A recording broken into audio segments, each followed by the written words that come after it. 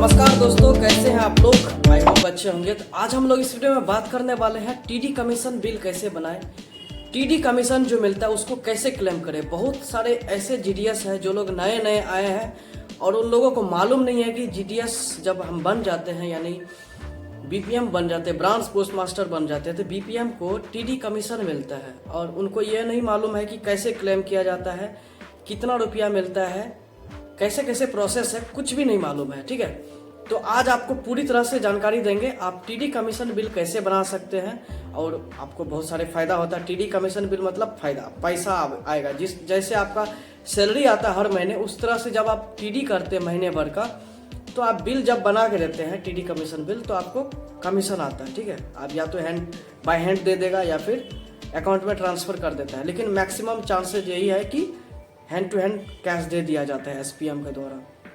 तो आपको प्रोसेस बताते हैं। पहले टीडी कमीशन लेने के लिए आपको पहले टीडी के बारे में जानना पड़ेगा। टीडी मतलब टर्म डिपॉजिट, जिसको नॉर्मल भाषा में फिक्स डिपॉजिट बोलते हैं। जब पब्लिक लोग आपके ऑफिस में आकर के फिक्स डिपॉजिट करवाता है, जैसे 10,000 20,000, कोई 1 लाख का, कोई 2 लाख का फिक्स करवाता है, तो ब्रांच ऑफिस में भी एक पासबुक जो है 50,000 रुपया का खुल सकता है। ठीक है, तो 50,000 रुपया का एक पासबुक खुल सकता है। अगर कोई कस्टमर 1 लाख रुपया का फिक्स करने आया है, इट मीन्स कि आपको 2 पासबुक या 10 पासबुक या 5 पासबुक जैसे भी आपको बनाना है आप बना के दे सकते हैं। उसके लिए आपको फॉर्म फिलअप करवाना होगा कस्टमर से, उसका डॉक्यूमेंट्स और फोटो लेना पड़ेगा। फॉर्म फिलअप करके पीआर कार्ड करके उसके बाद दर्पण डिवाइस में इंडेक्सिंग करके आपको भेजना रहता है। कहाँ पे? सब ऑफिस में। सब ऑफिस में अकाउंट खुल जाता है और वही जब महीने, जैसे मान लो अभी चल रहा है फरवरी, जनवरी में जो काम हुआ है जनवरी मंथ में, तो वो प्रोसेस आपको या तो जनवरी के लास्ट में या फिर फरवरी के फर्स्ट वीक तक आप टीडी कमीशन बिल बना के दे दीजिएगा। जो भी बिल्स देते हैं यानी कि एसपीएम देते हैं, सब पोस्ट मास्टर देते हैं, तो वो लोग अप्रूव कर देते हैं। ठीक है, सपोज अभी एक डेमो दे रहे हैं, जैसे मान लो हमने जनवरी में एक डेमो दे रहे हैं, जनवरी में हमने जितने भी टीडी किया है जो हमारे जुरिस्डिक्शन एरिया का अंडर था, यानी कि हमारा ब्रांच पोस्ट ऑफिस है और ब्रांच पोस्ट ऑफिस का अंडर जैसे हमारा 4-5 ग्राम है। ठीक है, तो उस ग्राम के अंदर जो भी एप्लीकेंट थे, जो भी लोग थे, ठीक है, तो वो लोग अगर फिक्स किया है तो उसका हम टीडी कमीशन क्लेम करवा सकते हैं। जैसे हमारे ऑफिस के बाहर के लोग हैं, ठीक है, लेकिन पिन कोड एक ही है, लेकिन हमारे जुरिस्डिक्शन एरिया में नहीं आते, कोई दूसरे पोस्ट ऑफिस के जुरिस्डिक्शन एरिया में आते, यानी कि डिलीवरी जुरिस्डिक्शन एरिया की बात कर रहे हैं। ठीक है, जहाँ पे हमारा पोस्टमैन या एबीपीएम लेटर डिलीवरी करना जाता है। जो जो गांव में लेटर डिलीवरी होता है हमारे बीओ के अंडर, तो वो हमारा डिलीवरी जुरिस्डिक्शन एरिया हो गया। तो उस गांव के अंडर जितने भी लोग टीडी करता है यानी फिक्स डिपॉजिट करता है, तो हम उसका टीडी कमीशन क्लेम कर सकते हैं, यानी हमें वो कमीशन मिलेगा, किसी दूसरे को नहीं मिल रहा है। यानी बीपीएम को मिलता है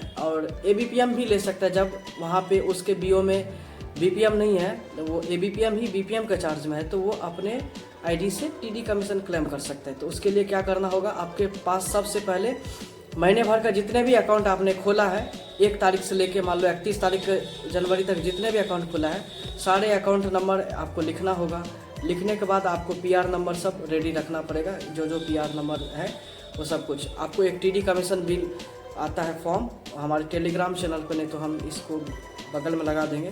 टीडी कमीशन बिल फॉर्म आता है, वो उस फॉर्म में आपको सारा चीज़ लिखना पड़ेगा।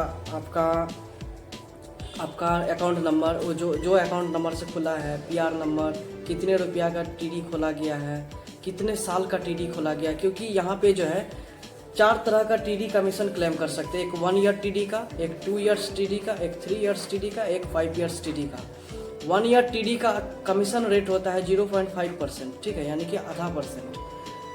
उसके बाद 2 ईयर्स टीडी का 1% आप क्लेम कर सकते हैं, 3 ईयर्स टीडी के लिए 1% क्लेम कर सकते हैं और 5 ईयर्स टीडी के लिए आप जो है 2% क्लेम कर सकते हैं। मान लो कि आप 1 लाख रुपया का टीडी किए हो, तो 1% अगर मान लो 2 साल के लिए वो खोला है, तो 1% आपको कमीशन मिलेगा। उसमें से 1 लाख रुपया है ना,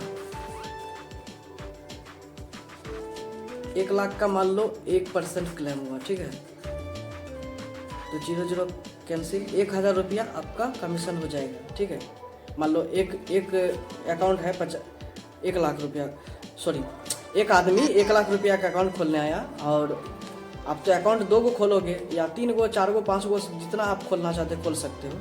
ठीक है, लेकिन कोशिश करना ज़्यादा स्प्लिटिंग नहीं करने के लिए।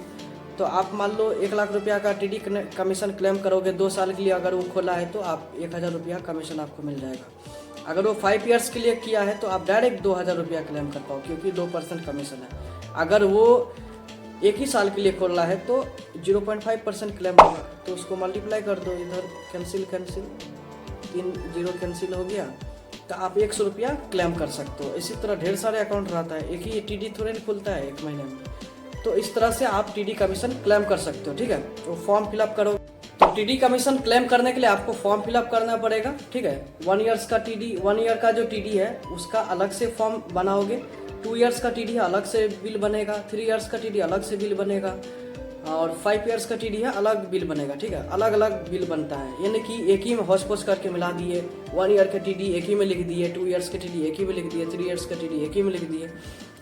अगर आप मान लो हर महीने में, जनवरी महीने में हमारे पास आया है कोई 1 ईयर का टीडी खोलने, कोई 2 ईयर्स का टीडी खोलने, कोई 3 ईयर्स का टीडी खोलने, कोई 5 ईयर्स का टीडी, जब हम बिल बनाएंगे तो उसको अलग अलग फॉर्म में, चाहे एक ही अकाउंट क्यों न खुला हो, एक ही अकाउंट का ही हमें बिल बनाना पड़ेगा। एक में होश पोश करके पूरा लिखना नहीं है, अलग अलग लिखना पड़ेगा, ठीक है।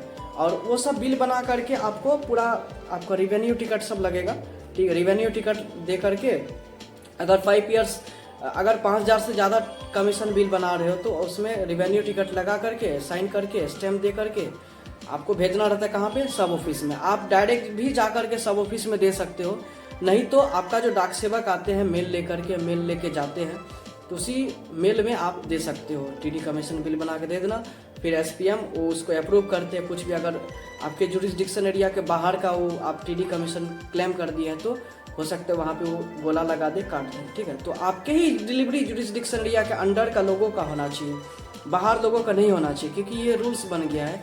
आपके बीओ के अंडर जितने भी गाँव है तो वो लोग अगर उस गाँव के अंडर का लोग अकाउंट खोला है तो, क्योंकि देखो आप फ्रॉड करने की कोशिश करोगे तो फंस जाओगे, क्योंकि वहाँ पे एसपीएम चेक कर लेते कि इसका जो according to Aadhaar card, voter card जो भी एड्रेस था वो वहाँ पे कैच कर लेता, ठीक है। क्योंकि जब अकाउंट खुलता है तो उसमें आधार कार्ड, पैन कार्ड लिंक रहता है, ठीक है। तो पैन कार्ड से तो पता नहीं चलता एड्रेस, लेकिन आधार कार्ड से आपको पता चल जाएगा कि हाँ ये बंदा झूठ बोल रहा है। तो आपको सही सही टीडी कमीशन क्लेम करना है, नहीं तो आप गलत करने की कोशिश करोगे तो वो कंप्लेन कर देंगे डिविजनल ऑफिस में, ठीक है। तो ऐसे नहीं करना है, आपको कमीशन क्लेम करना है, सही सही क्लेम करना है, चाहे 10 ही रुपया क्यों न हो, लेकिन क्लेम करना है। बहुत लोग क्या है कि अभी नया नया जीडीएस ज्वाइन किया है, उन लोग को मालूम ही नहीं है कि टीडी कमीशन बिल कैसे बनाना है, क्लेम कैसे करना है। भाई आपका ये वाइट मनी है, ठीक है, ये आपका अधिकार का रुपया है, तो आपको क्लेम करना है एनी हो, ठीक। चलिए वीडियो को यहीं ख़त्म कर देते हैं। नमस्कार। अगर कुछ प्रॉब्लम आता है तो कमेंट करके पूछिएगा, ठीक है। Bye bye.